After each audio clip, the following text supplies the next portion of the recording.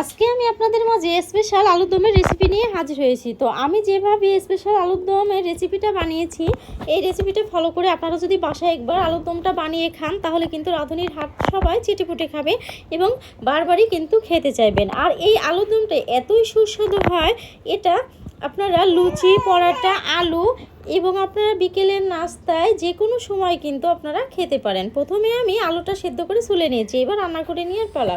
কড়াইয়ে দিয়ে দেবো কিছুটা সয়াবিন তেল, তেল দেওয়া হয়ে গেলে দেবো কিছুটা পেঁয়াজ কুচি। পেঁয়াজটা এবার আমি লাল লাল করে ভেজে উঠিয়ে রাখবো। এবার আমি ওই তেলে দিয়ে দিব আরও কিছুটা সয়াবিন তেল।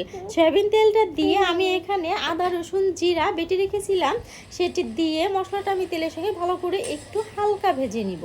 হালকা ভাজা হয়ে গেলে এখানে দিয়ে দিব কিছুটা শুকনো মরিচের গুঁড়া, আর দিয়ে দেবো কিছুটা কালারের জন্য হলুদ গুঁড়া, স্বাদ মতো দিব লবণ, দিয়ে মশলার সঙ্গে ভালো করে একটু মিশিয়ে নিব।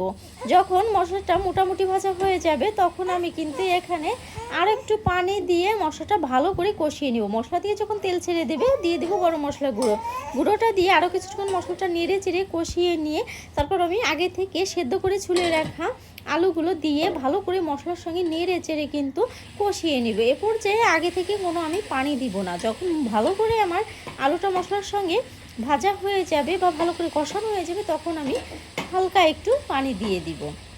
হালকা একটু পানি দিয়ে দিলে হবে কি, এই আলুটা একটু হালকা মাখা মাখা হবে আর খেতে কিন্তু ভীষণ ভালো লাগবে। এবার আমি কিছুক্ষণ জাল করে নিয়ে এখানে দিয়ে দিব কিছুটা গোলমরিচ গুঁড়া, দিয়ে আর একটু আমি নেড়ে চেড়ে ভালো করে গোলমরিচ গুঁড়াটা আলুর সঙ্গে একটু মিশিয়ে নেব। যখন আমার ভালো করে মিশানো হয়ে যাবে, রান্নাটা হয়ে যাবে একদম পারফেক্ট, তখন আমি আগে থেকে ভেজে রাখা পেঁয়াজের বেরেস্তা উপরে ছড়িয়ে তারপর আমি কিন্তু এটা নামিয়ে নিব। নামিয়ে নেওয়ার আগে কিন্তু আরেকটি কাজ আছে, সেই কাজটি হলো এখানে স্বাদের জন্য আমি কিছুটা দিয়ে দিব ধনেপাতা কুচি। ধনেপাতা কুচিটা অপশনাল, যাদের ভালো লাগবে তারা দেবেন, যাদের ভালো লাগে না তারা দেবেন না।